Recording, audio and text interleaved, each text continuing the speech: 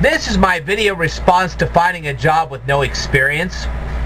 And the first thing I will say is that I like how your video, you have your face in one corner of the screen while you're showing your computer screen on the rest of it.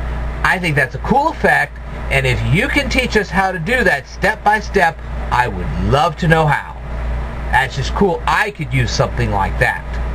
Alright.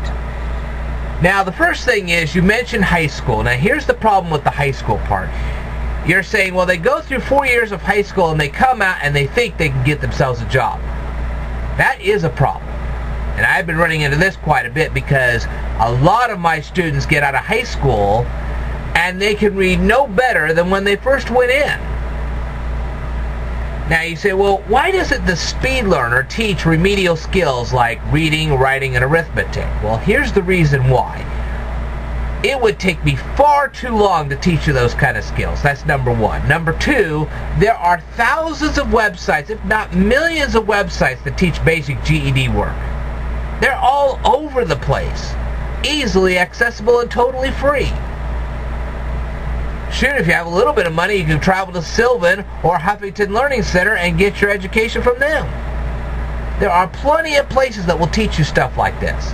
If I spent all my time teaching you guys those kind of remedial skills, I would have no time to teach you the real skills that really will get you a job. But I suppose in time, if I really get down to the nitty-gritties, I may actually do that. The thing is, though, when you're trying to teach an adult how to read, write, and do arithmetic, it takes a lot longer than it does teaching a kid. And that also becomes a problem. And I don't really have the kind of skills necessary to teach remedial skills to people like that. I'm sure eventually I'll acquire them, but right now I just don't have those kind of skills. Alright, so that's problem number one. Now, the thing is, like I said, there are tons of YouTube videos that teach this kind of stuff. There are websites that teach this kind of stuff. Go there, look. If you, Andrew Wyatt, don't take the time to display those things, I may go ahead and find some good websites and show these people how to do this.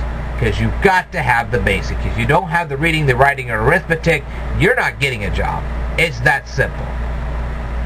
We have turned from an industrialized society to an intellectual society, and if you don't have brains, you don't get a job. End of story. I've seen too much of this. Alright, now the second thing I'm going to cover is social media. One of the things you have to keep in mind is that employers will read your social media. They'll read your Facebook pages. They'll read your YouTube comments. And if they think you're empty-headed, they still won't hire you. Because they're going to say, well, this person's not educated despite what they're saying.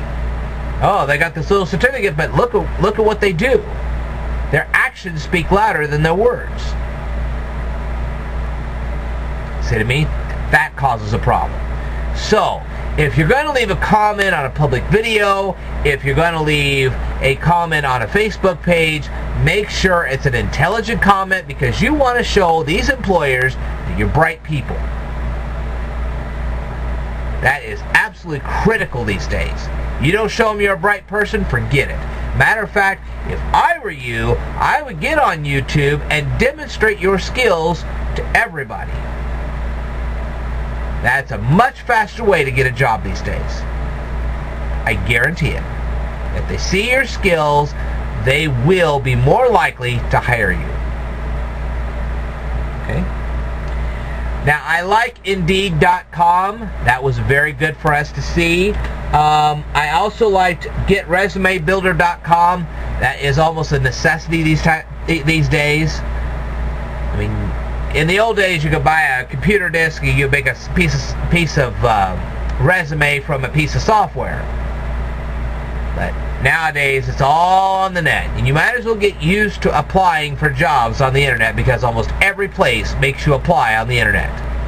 That means you've got to have computer skills, and you've got to be able to access those websites. And they do this deliberately to see if you can access the internet, because if you can't access the internet, forget it, you don't have a job. That's the way it works. Unless, of course, you work at McDonald's, and even then you've got to have those kind of skills. You can't even get a McDonald's job without those kind of skills. That's just a fact, people. Alright, now you started talking about government jobs. Well, I've had relatives in government jobs, and this is how it works. For a while, it's great, it's fantastic, but then the government gets into a crisis, whether it's a state government, federal government, doesn't matter. They get into a crisis, and what happens is they will still make you work, but they will hold your pay until they have enough money to actually pay you. It's not that they won't ever pay you, it's just that they hold on to your paycheck until they have enough money to actually pay you. And it's not accruing any interest. It's just a matter of they will pay you eventually. Well, hey, if you're depending on that money and you're not getting it, you're still having to go to work, that could be quite costly, don't you think? So government jobs can have their problems. They're great to get job experience, except when they're standing there saying, well, our budget's in trouble, so we can't pay you right now. You just have to wait until we can actually pay you. And then the other problem with government jobs is they can very quickly dissolve on you. They can say, well, we have a budget cut, you're the budget, we cut you. Then what do you do? Well, you've still got the experience, but now you don't have a job. Now you got to go find another job. That's a problem. So, basically, okay, I say to you, I have a lot of educational videos here on YouTube. Use them, get those skills, and then try to proficiency out of as many classes in college as you possibly can. That's the way to do this. The gas savings alone would more than pay for that. The savings off the textbooks, because you wouldn't be buying textbooks because you proficiency out of the class. It'd be well worth it. Not to mention all the hassles of getting to that college class, which saves you time. And so on and so forth. I can't even tell you the thousands of dollars of benefits by proficiency out of a lot of your classes. And you could do a lot of this by learning my materials and then implementing what you learn from me into your career. I guarantee you it works. All right. Now then, I will tell you more in a future video. Stay tuned.